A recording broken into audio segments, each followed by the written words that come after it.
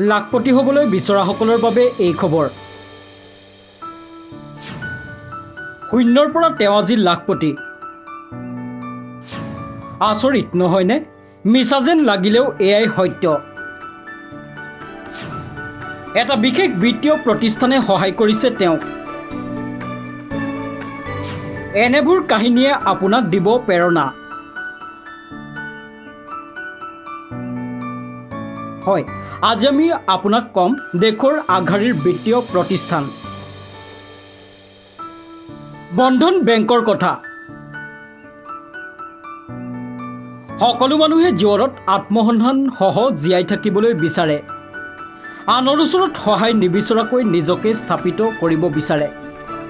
কিছু লোকে আৰু চৰকাৰী চাকৰিৰ আশা নকৰি স্বনিৰ্ভৰশীল হৈ স্বাধীনভাৱে ব্যৱসায় কৰি নিজকে গঢ়িব বিচাৰে। কোনোৱে যদি ঘৰৰ পৰা চলাই গৈছে গৰু ফাৰ্ম, আন কোনোবাজনে দিছে আকৌ বিভিন্ন দোকান।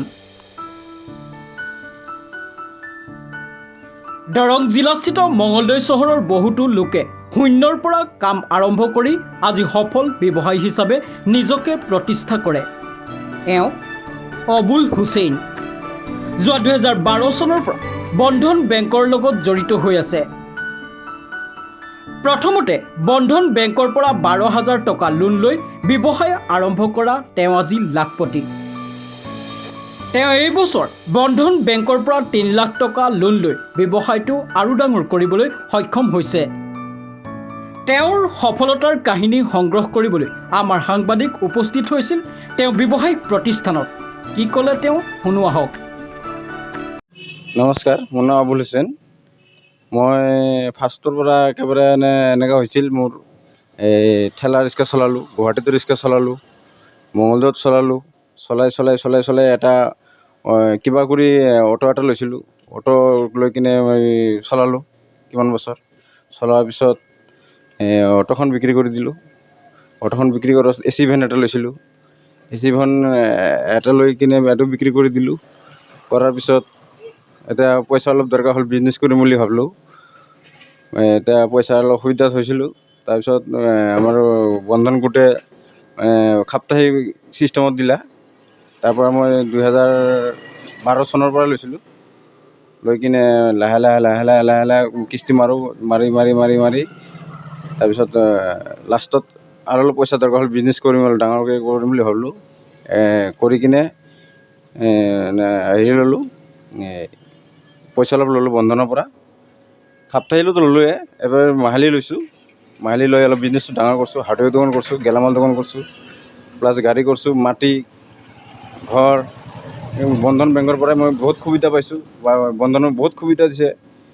ৰাইজকো দিছে, আমাৰ বিজনেছমেনকো দিছে, এনে সাধাৰণ মানুহকো দিয়ে। ভাল সুবিধা দিছে বন্ধনে। মই 12,000 টকা লৈছিলোঁ। 12,000 পৰা লাহে লাহে বঢ়াই দিছিল। ফাৰ্ষ্টত 12,000 দিছিল, তাৰপিছত 25,000 দিছিল, 30,000 দিছিল, 50,000 দিছিল, এনেকৈ বঢ়াই গৈছিল। বঢ়াই যোৱাৰ পিছত লাষ্টত মই 3 লাখ টকা ল'লোঁ। বৰ্তমান আপুনি 3 লাখ টকা লোন আছে। হয়, বৰ্তমান 3 লাখ টকা লোন আছে। এখেত ফৰিদ ইছলাম আজি স্বাৱলম্বী। বন্ধন বেংকৰ পৰা 2017 চনত 30,000 টকা লোন লৈ গৰু কিনি গাখীৰৰ ব্যৱসায় আৰম্ভ কৰিছিল। বৰ্তমান তেওঁৰ লোনৰ পৰিমাণ 1,10,000 টকা। এতিয়া তেওঁৰ আছে 6টাকৈ জাৰ্চি গৰু। প্ৰতিদিনে বিক্ৰী কৰে 20 লিটাৰকৈ অধিক গাখীৰ। তেওঁ কি ক'লে আমাৰ সাংবাদিকৰ আগত শুনো আহক। নমস্কাৰ, মোৰ নাম মহম্মদ ফৰিদ ইছলাম। মোৰ গাঁৱটোৰ নাম বান্দিয়া চাপৰি। মই 2017 চনৰ পৰা গৰুৰ ব্যৱসায় কৰি আছোঁ। যেতিয়া গৰুৰ ব্যৱসায় কৰিম বুলি ভাবিছিলোঁ, তেতিয়া আমাৰ হাতত তাত পইচা নাছিল। আমি বন্ধন গোটত চাপৰ পিছত বন্ধন গোটৰ পৰা লোন লৈ আমি এটা গৰু কিনো 2017 চনত। 2018 চনত আকৌ 50,000 টকাৰ লোন লৈ আমি 3টা গৰু কিনো। তাৰপিছত এনেকৈ হৈয়ে আছে। আমি পইচা বঢ়াই আছোঁ আৰু গৰু কিনিয়ে আছোঁ। আজি 1,20,000 টকা লৈ আমি 5টা জাৰ্চি গৰু কিনিছোঁ আৰু 3টা মতা গৰু কিনিছোঁ। তাৰপিছত আমি এতিয়া 15 লিটাৰ দুধ বিক্ৰী কৰি আছোঁ সদায়ে। এই দুধ বিক্ৰী কৰি কিনে আমাৰ পৰিয়াল চলি আছে। বন্ধন গোটৰ পৰা লোন লৈ কিনে আপোনালোকেও লাভান্বিত হওক আৰু ব্যৱসায় কৰক, গৰু ব্যৱসায় বা কিবা কিবি ব্যৱসায় কৰক, বন্ধন গোটৰ পৰা পইচা লৈ। অতি কম সুদৰ হাৰত বন্ধন বেংকে লোন প্ৰদান কৰি দুখীয়া ৰাইজক সকাহ প্ৰদান কৰাৰ লগতে আত্মনিৰ্ভৰশীল কৰি তুলিছে। মঙলদৈ 2 বন্ধন বেংকিং ইউনিটৰ পৰা ঋণ লৈ গেলামালৰ দোকান, হাৰ্ডৱেৰ দোকান, গৰু ফাৰ্ম আৰু বিভিন্ন ব্যৱসায় কৰি সক্ষম হৈছে বহু লোক। গতিকে আপুনি যদিহে নিবনুৱা ৰৈ নাথাকি বন্ধন বেংকলৈ আহক, লোন লৈ ব্যৱসায় কৰি স্বাৱলম্বী হওক।